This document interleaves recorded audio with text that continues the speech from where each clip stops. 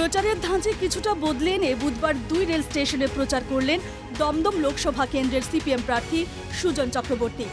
তৃণমূল ও BJP দুই সরকারকে নিশানা করলেন বাম নেতা। এরাও নানান কষ্টে থাকেন। অনেককে আমি জিজ্ঞাসা করছিলাম কারা কোথায় যাচ্ছেন, কি কাজ করছেন। সবই ছোটোখাটো কাজ। এ রাজ্যে তো কাজের কোনো সুযোগ নেই।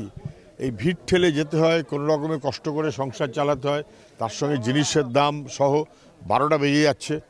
বিপন্ন মানুষের সঙ্গে যোগাযোগ রাখাটাই বেশি গুরুত্বপূর্ণ বলে আমি মনে করি।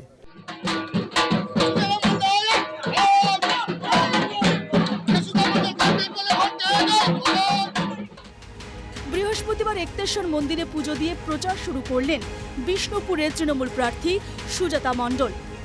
বাংলা বিরোধীদের হাত থেকে বিষ্ণুপুরের মানুষকে বাঁচাতে দেবতার আশীর্বাদ নিলেন সুজাতা।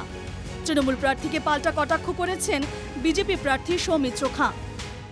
আজ এসেছি বাবা একতেশ্বরের কাছে আশীর্বাদ নিতে যে বিষ্ণুপুর লোকসভায় এবার প্রকৃত ন্যায়কে জিতিয়ে দিও প্রভু, প্রকৃত সত্যকে জিতিয়ে দিও, ধর্মের প্রতিষ্ঠা করো প্রভু, এবং অসুরকে বধ করো, যে বিষ্ণুপুর লোকসভাকে বাঁচাও, বাংলা বিরোধীদের হাত থেকে বিষ্ণুপুর লোকসভাকে বাঁচাও।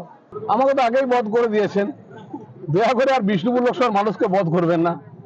আগে আমি একা চলতাম, এখন গোটা বিষ্ণুপুরের তৃণমূল কংগ্রেসের নেতারা চলছে, আর তার জন্য বিষ্ণুপুরের মানুষ আপনাকে আর বধ করার সুযোগটা দেবেন না। এবারে লোকসভা নির্বাচনে জোট বেঁধে লড়ছে বাম কংগ্রেস। মুর্শিদাবাদ কেন্দ্রে জোট প্রার্থী মোহাম্মদ সেলিম। বৃহস্পতিবার প্রবীণ সিপিএম নেতা মুর্শিদাবাদের রানীনগর বিধানসভা এলাকায় প্রচার সারেন। বৃহস্পতিবার সিঙ্গুর বিধানসভার পাঁচঘোড়া পঞ্চায়েত এলাকায় প্রচার করলেন হুগলি লোকসভা কেন্দ্রের বিজেপি প্রার্থী লকেট চট্টোপাধ্যায়। বনগাঁ লোকসভার 2019-এর ফলাফলেরই পুনরাবৃত্তি হবে। প্রচারে বেরিয়ে জানালেন বনগাঁ লোকসভার বিজেপি প্রার্থী তথা বিদায়ী সাংসদ শান্তনু ঠাকুর।